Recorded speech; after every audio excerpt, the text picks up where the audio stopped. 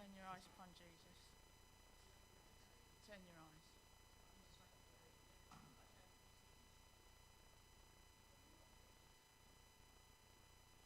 Then, how deep the Father's love for us. Is David bothered about it? David, are you fussed about the order? No.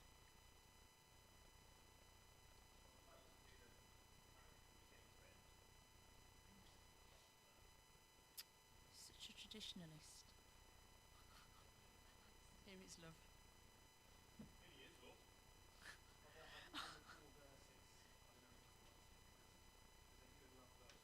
Just have the two verse. Are they cool? Okay. Lost in Wonder. Lost in Wonder. And then When I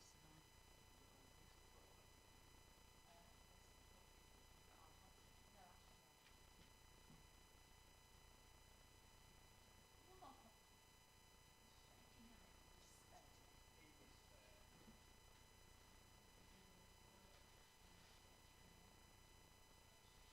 Oh yeah.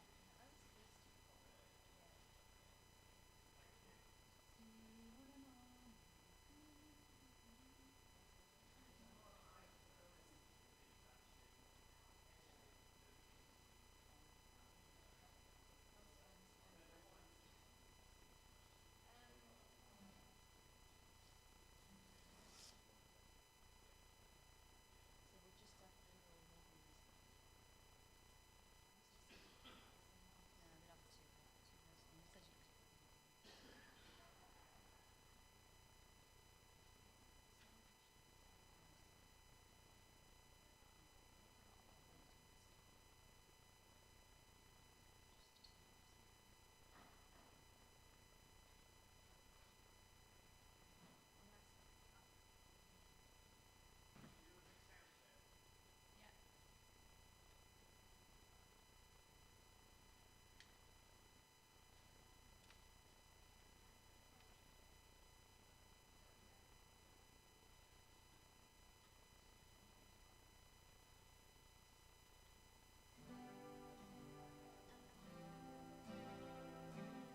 Hello, hello.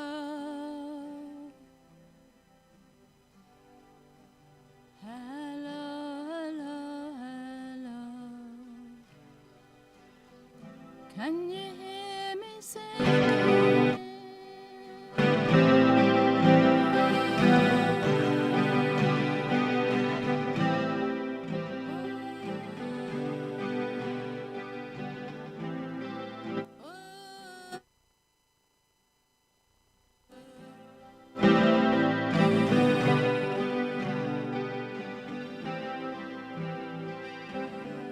Say piano. Singing, singing this song to you. Do you want me to check piano?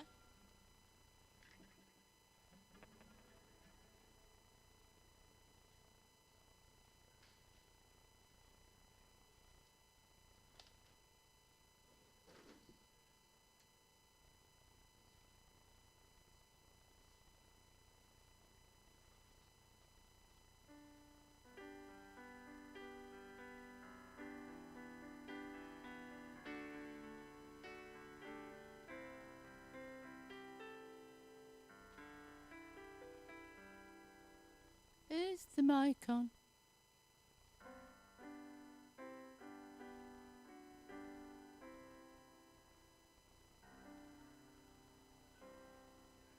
You can't what?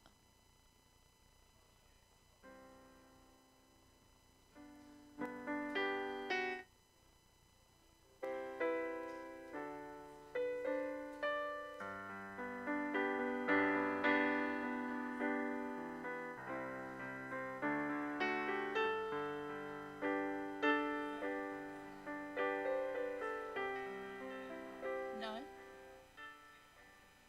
you want me to come and have a look? Do you want me to come and have a look?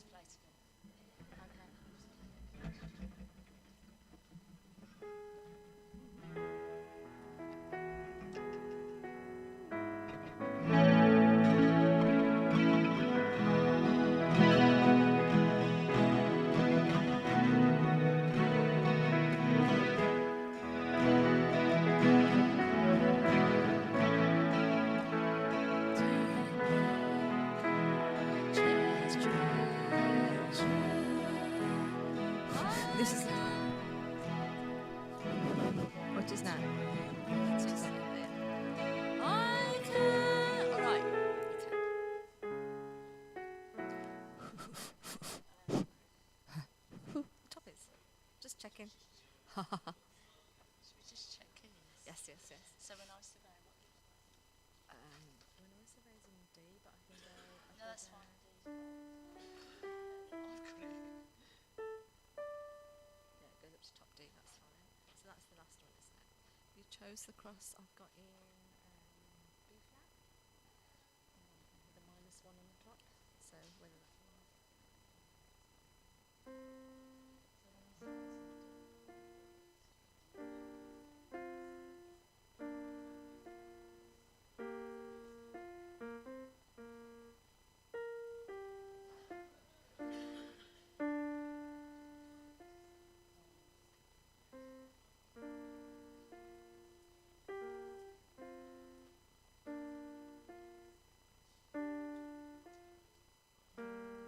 Hello, 1 2. You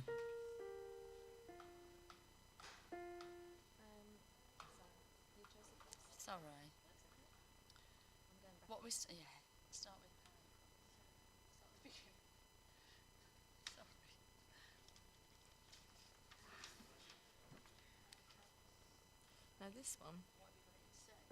I've got it in C. Okay. How do we play this? Let me just look. Verse 1. Do we do a verse 1 and a verse 2? I can't remember how we do it. No, verse 1 chorus. Verse 2. There's a chorus between each, isn't there? I've got it here after verse 2. Verse 1 and 2, and then you sing the first chorus. So 1 and 2 and then 3 and 4 on chorus, but then I repeat the chorus because it's this the power of the cross. Gosh, I'm so hot. Christ became sin for us, took the blame, bore the cross. This the power of the cross of God. so verse 1, Slain 2 for and us. 4. The way I've done it in the past, I think, is 1 and 2 chorus. Gosh, it's so hot. Then I've done 3 and 4, and I've done one chorus, and then another chorus. 1, 2, chorus. Should I go and see how it's written on the thing? How's yours written? Mine's 1 chorus, 2 chorus. It's up to you. Okay.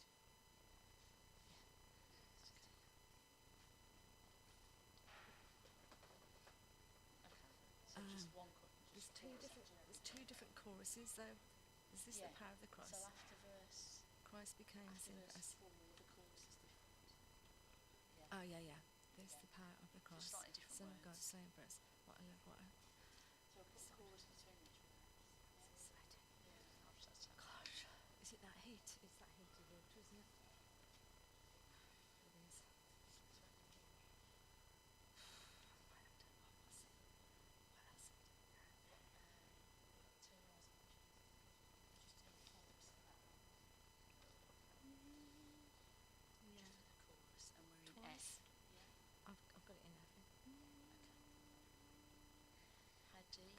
That's in Oh, E, isn't hang it? on. We've just done Where is that. it?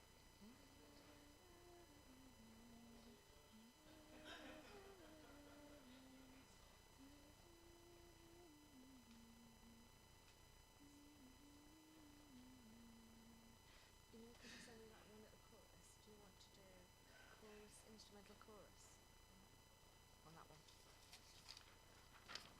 Then we're doing what? Sorry. Here is love. That's in G.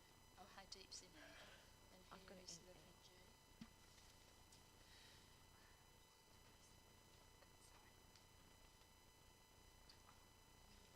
Find it. Cheers.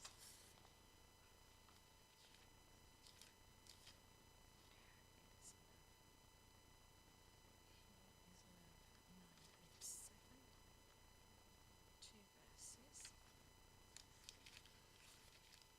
We either do 2 verses or go back to verse 1. I've got it in G. Yeah? Yeah.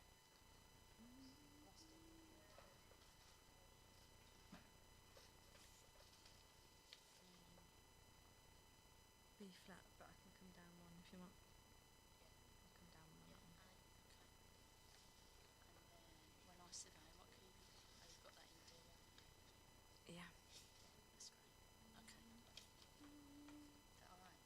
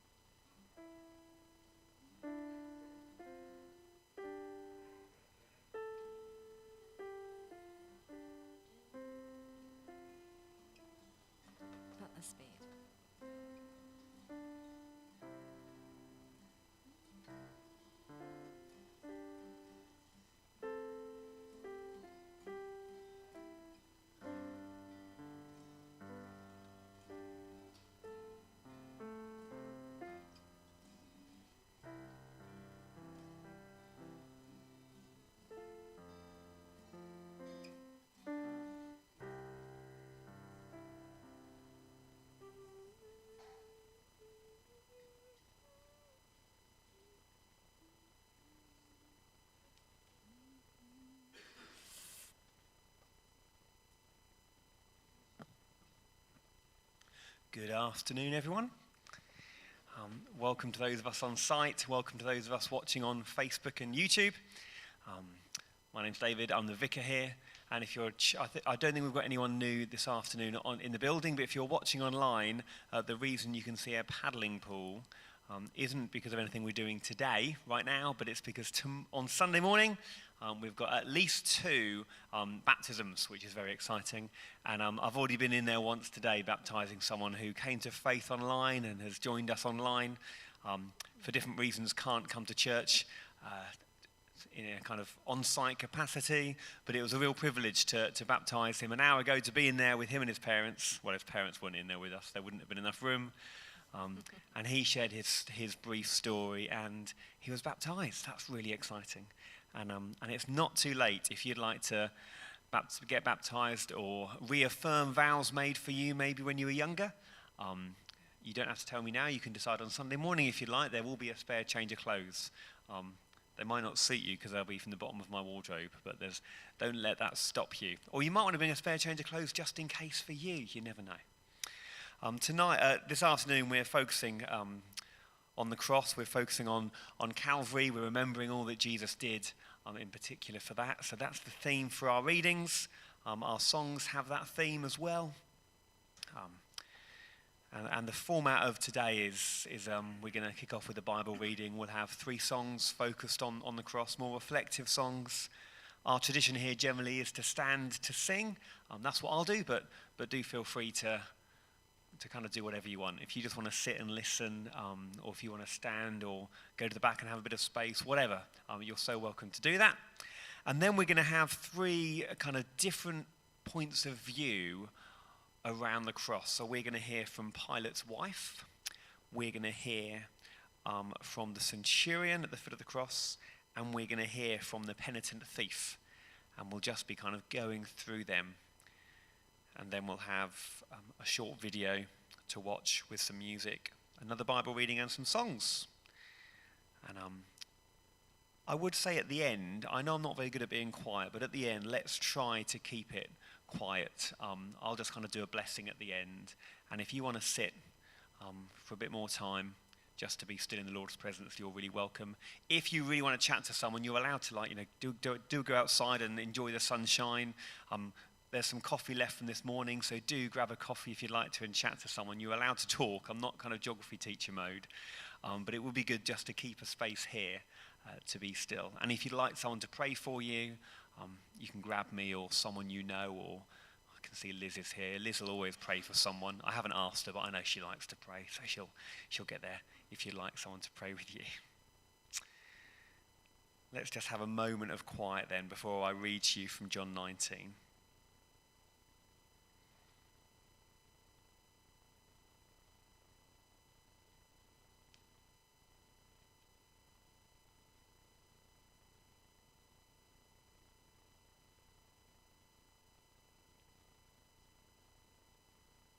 Come, Holy Spirit, presence of God.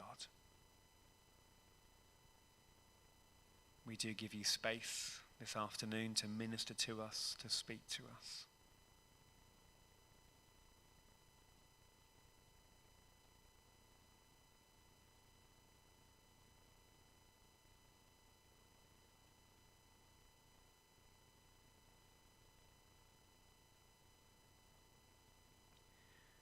While we're in this place of being aware of the Lord's presence, let me read to you from John 19. When Pilate heard these words, he brought Jesus outside, and he sat on the judge's bench at a place called the Stone Pavement. Now it was the day of the preparation for the Passover, and it was about noon. And he said to the Jews, "Here is your king." They cried out, "Away with him! Away with him! Crucify him!" Pilate asked, "Shall I crucify your king?" The chief priests answered, "We have no king but the emperor." Then he handed him over to them to be crucified. And so they took Jesus, and carrying the cross by himself, he went out to what is called the place of the skull, which in Hebrew is called Golgotha, and there they crucified him. And with him 2 others, one on either side, with Jesus between them. Pilate also had an inscription written and put on the cross, and it read, "Jesus of Nazareth, the King of the Jews." Many of the Jews read this inscription because the place where Jesus was crucified was near the city.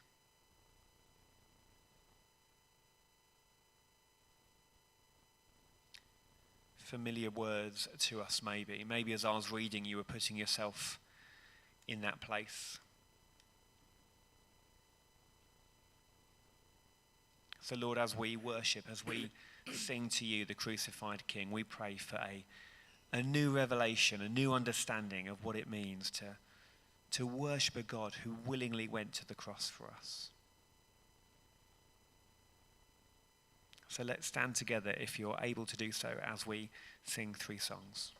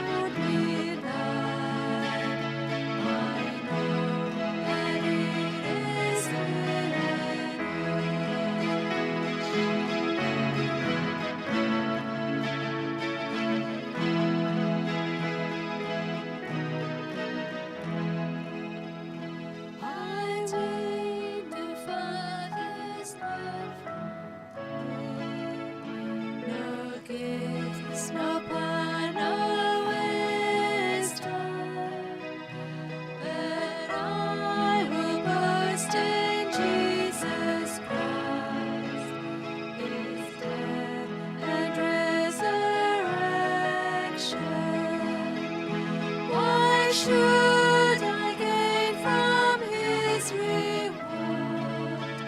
I cannot give an answer, but this I know with all my heart: his wounds have paid my ransom.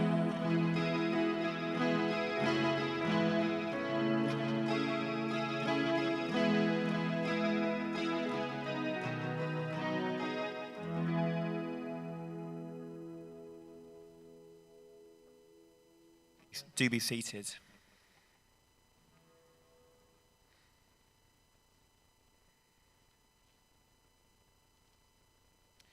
We heard in John 19 about Pilate.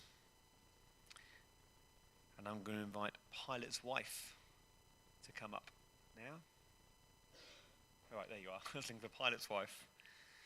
And we're going to hear what Pilate's wife had to think about the crucifixion.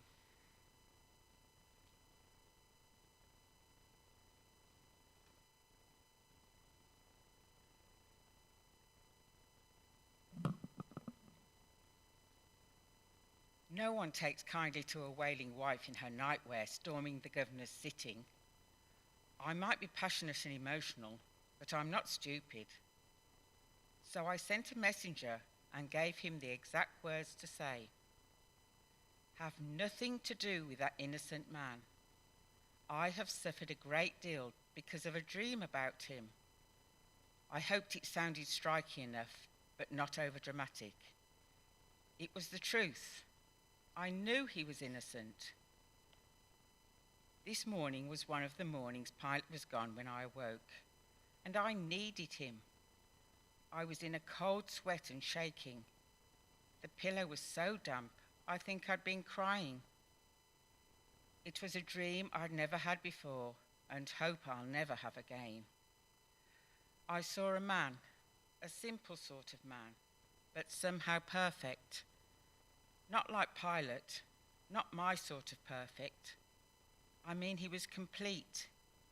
He did what he said, and he was what he said.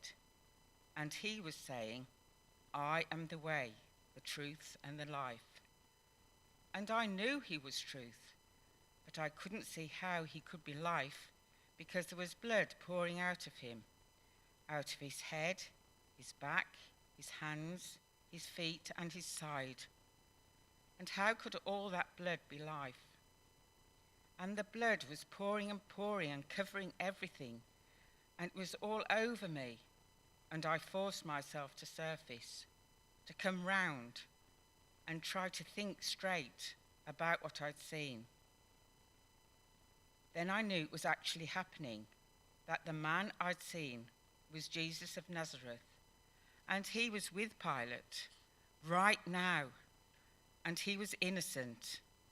And I had to do something to stop the blood, because the thought of it staining Pilate was too much to bear. I never interfere with his work. I watch sometimes or hide and listen, but I wouldn't pipe up. Who wants to hear a woman holding forth on something she's not required to comment on? But I've picked up a thing or two. I know I don't enjoy our stays in Jerusalem much, especially when it's pilgrimage time and the city's crammed with everyone and his dog. The religious politics, ugh. There's Herod and the high priest and the chief priests and the Sanhedrin and the elders whipping up the crowd. Pilate referees with Caesar to answer to. How on earth do you find the truth in that sort of soup? And that's my Pilate's job, to know who to listen to, protect the empire and keep the peace, hearing pleas, conducting trials, sitting on his judgment seat. My husband, the prefect of Judea, I call him the perfect of Judea. He frowns, but he secretly likes it. Sorry, it's such a bore, isn't it, hearing people go on and on about their other half, as if they've no mind of their own. But I've never needed one with Pilate. He does the thinking for both of us. He said the evidence wasn't just paper thin, it was non-existent. But the defendant wasn't helping himself by speaking in riddles. Everyone who belongs to the truth listens to my voice. I can just imagine Pilate's green eyes widening at that word that means so much to him. What is truth, he'd asked, not knowing he was looking at it. I can't bear it. They'd brought Jesus in because they wanted him dead, and evidence or not, they were using my man to get what they wanted. The crowds were waiting, and a riot was threatening, and a riot in Jerusalem is not good on the CV. So, he washed his hands, told them he could find no case, but played the people pleaser and allowed the execution. Is that something you can wash off your hands, the hands that will reach out to touch me tonight? The one time I spoke out, the one time I told him what I thought about anything of any importance, the one time I cared about his work for any reason other than what it means to him. And all he did was wash his hands. God have mercy. Why does it matter? Why do I care? When it never bothered me before to be anything other than someone's wife, the wife of a man who's looking for the truth. Because I am not just his wife. My freedom will be to tell the truth, and the truth will be my freedom. Even if Pilate banishes me from his side, which would be like losing half of myself, I will speak out. Pilate just gave permission for the body to be taken down. He seemed surprised the request came so soon. The one who speaks truth is in his grave. Truth in a tomb. So what now?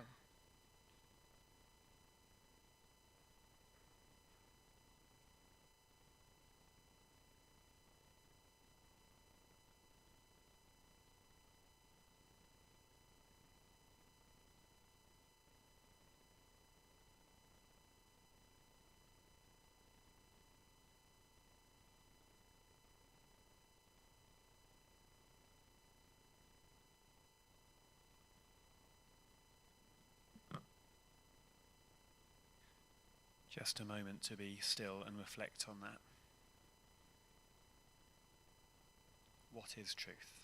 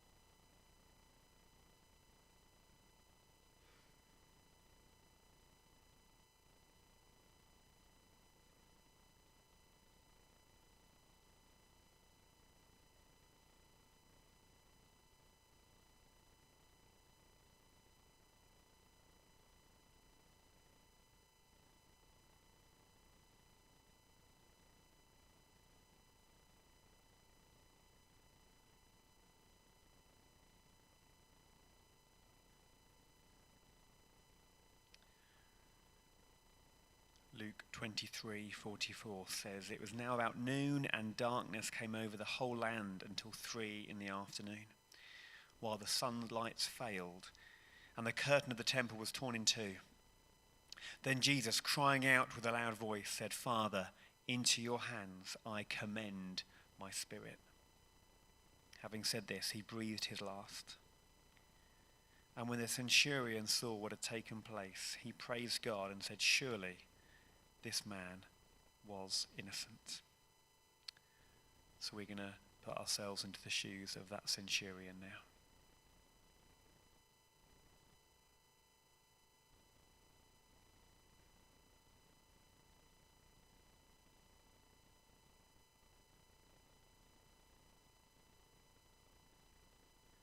He was in a terrible state.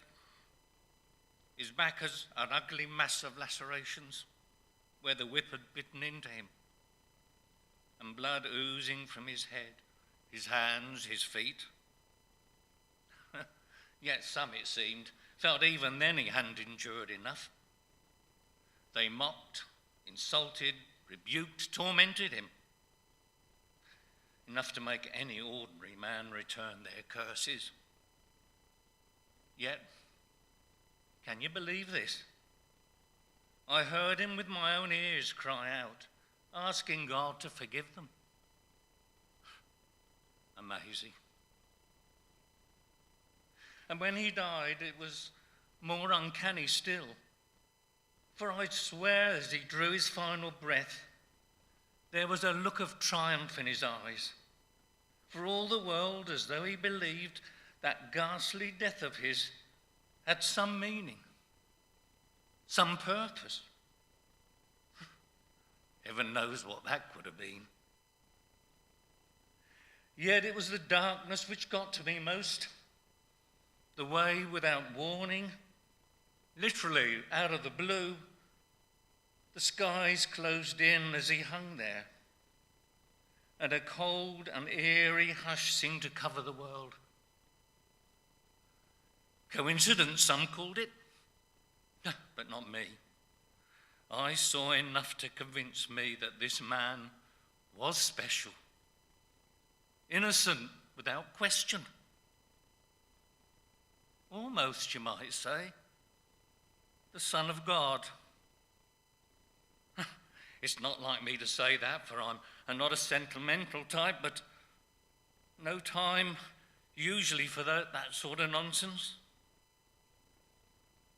But as I watched that man suffer, and when I saw him finally die, it was then that the light went out of me.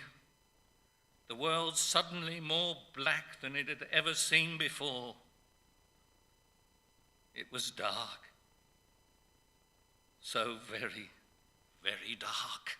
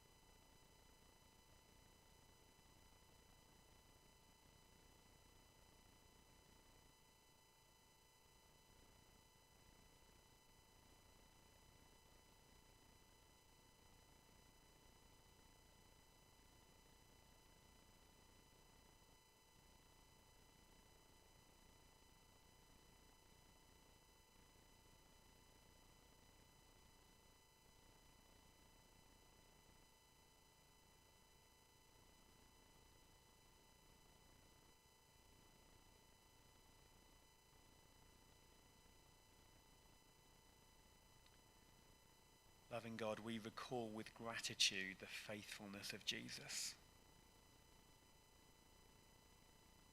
His faithfulness to the last, his willingness to take the way of the cross, his courage in the face of opposition, of suffering and death.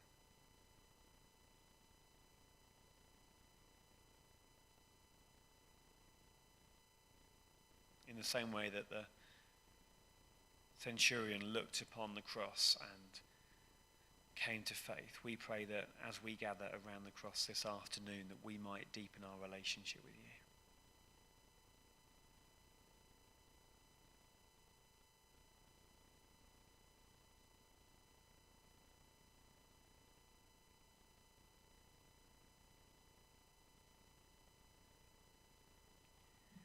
The third that we're going to look at is the penitent thief. Glenys was meant to be sharing, but she can't be with us today. So you've got me, I'm afraid. I don't belong here. I really don't. Paradise is the last place I expected to end up after all I've done. Let me tell you my story. I am, or I was, an armed robber, I guess you'd call me. Me and Jake and the others, we'd live in the caves in the Judean hills near the road from Jerusalem to Jericho, and we made our living by violence.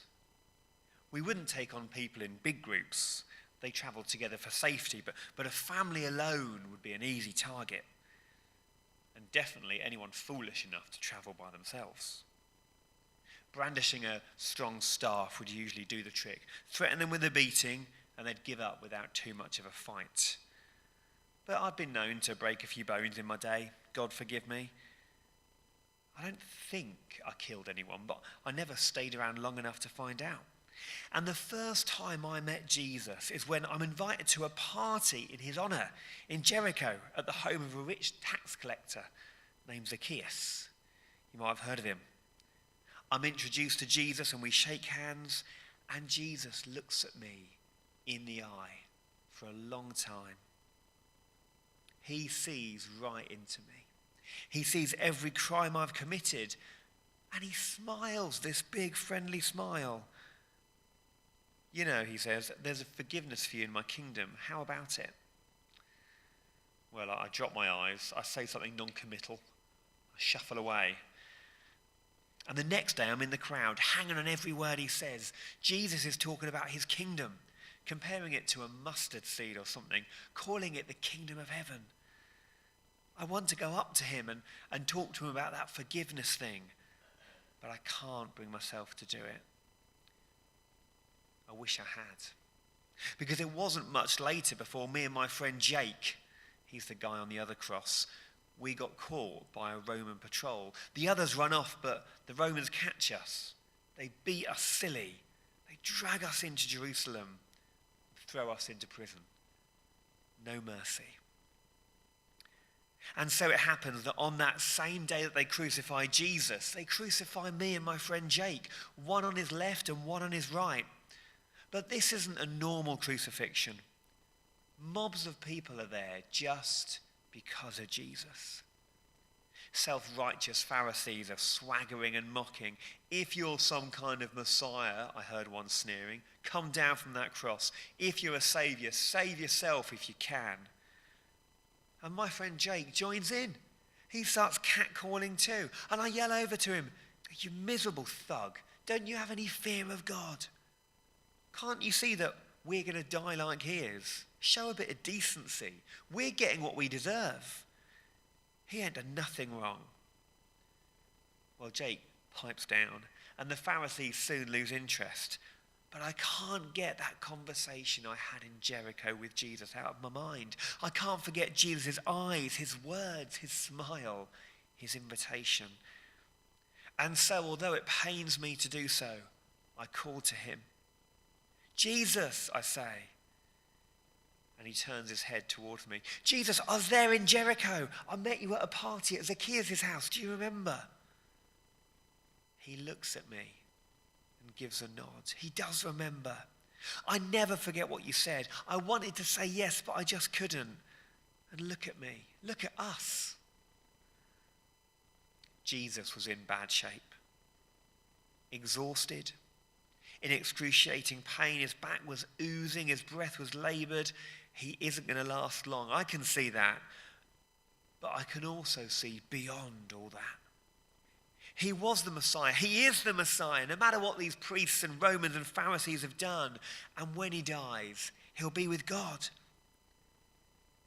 Jesus, I call again.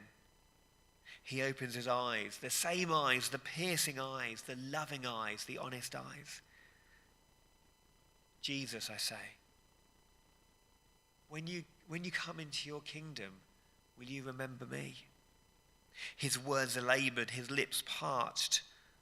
I can still hear him. Truly, I say to you. His voice cracks and then it's strong for a moment. Truly, this very day, you'll be with me in paradise. His eyes droop. He's fading quickly. but I believe him. I do. And that's what gets me through these next few hours until they break my legs to kill me. I do believe him. And I find myself here in heaven. I guess that's what a man like me gets when the King himself grants a pardon.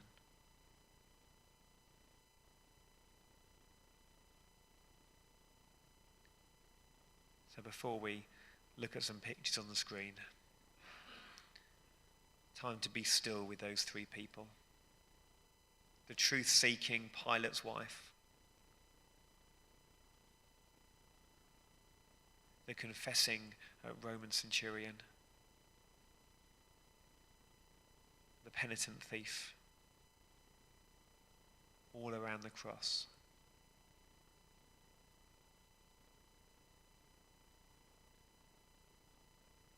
So a few minutes to be still with Jesus, to bring your prayers to him.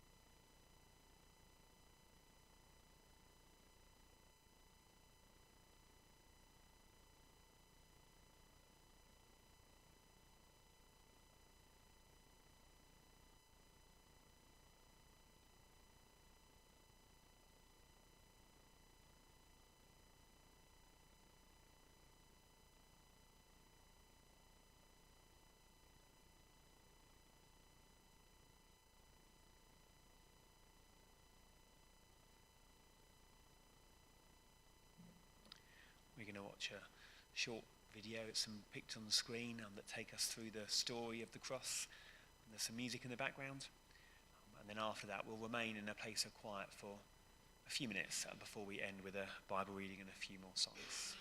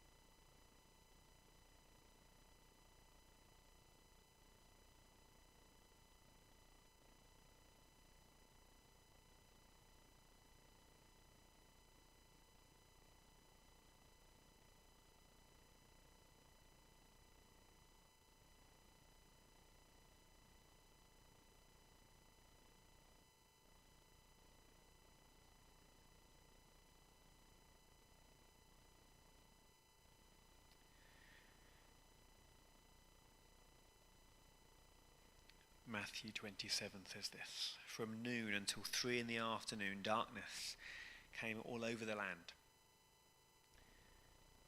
And at about 3 in the afternoon, Jesus cried out in a loud voice, 'Eli, Eli, lama sabachthani,' which means, my God, why have you forsaken me?" And when some of those standing there heard this, they said, "He's calling Elijah." And immediately one of them ran to get a sponge. They filled it with wine vinegar and put it on a staff and offered it to Jesus to drink. And the rest said, "Now leave him alone. Let's see if Elijah comes to save him." And when Jesus cried out again in a loud voice, he gave up his spirit. And at that moment, the curtain of the temple was torn in two from top to bottom. The earth shook. The rocks split. Tombs broke open. The bodies of many holy people who had died were raised to life. They came out of the tombs after Jesus' resurrection and went into the holy city and appeared to people. When the centurion and those who were with him were guarding Jesus saw the earthquake and saw all that happened, they were terrified and exclaimed, "Surely he was the Son of God." Many women were there, watching from a distance. They had followed Jesus from Galilee to care for him. Among them were Mary Magdalene, Mary the mother of James and Joseph, and the mother of Zebedee's sons. So we're going to join, as it were, with those women watching from a distance, gathering around the cross as we sing 3 songs together. As I said last time, I invite you to stand to begin with. If you'd rather sit or kneel, anything's fine. And then we're going to end after these 3 songs with a psalm, and then we're going to have space to be silent, and you can go whenever you'd like. If you want to stay here and be still, you're also really welcome to do that.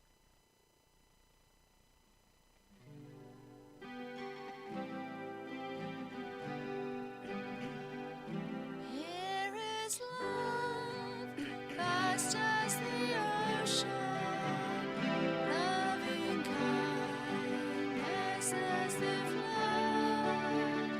When the Prince of Life arisen, shed for us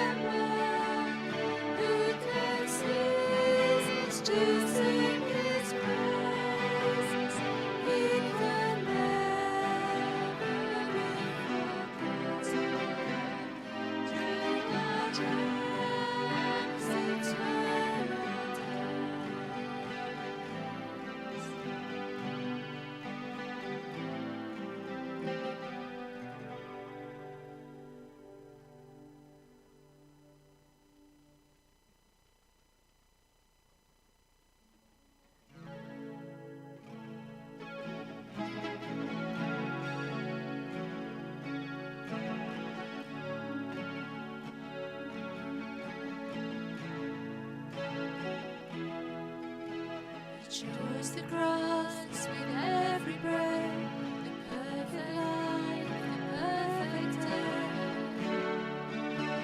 You chose the cross, the crown of thorns you wore for us, crowned us with eternal life.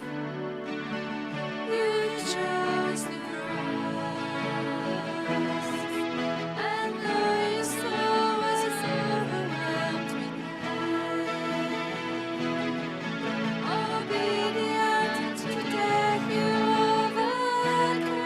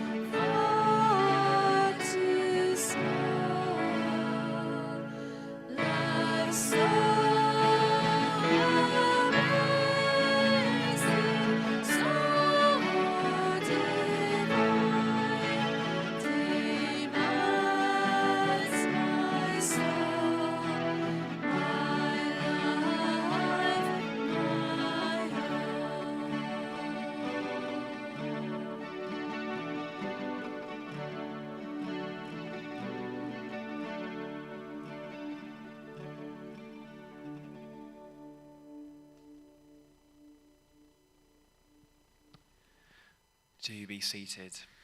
Were the whole realm of nature mine, that were an offering far too small. Love so amazing, so divine, demands my soul, my life, and my all. They're big words that we just sung there.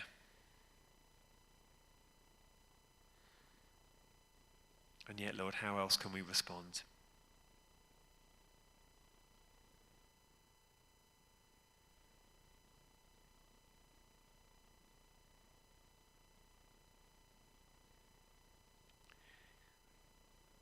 We're coming to the end of our time this afternoon together.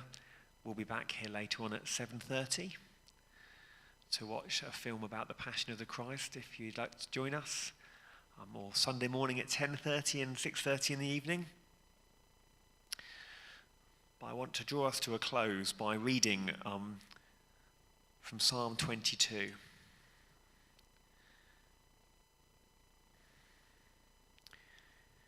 It's just gone 3 o'clock this afternoon, and that was around the time that Jesus died. And Psalm 22, you might recognize the opening line. It says, my God, why have you forsaken me?"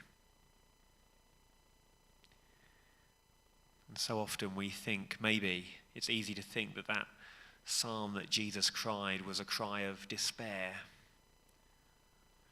a cry even of abandonment by the Father.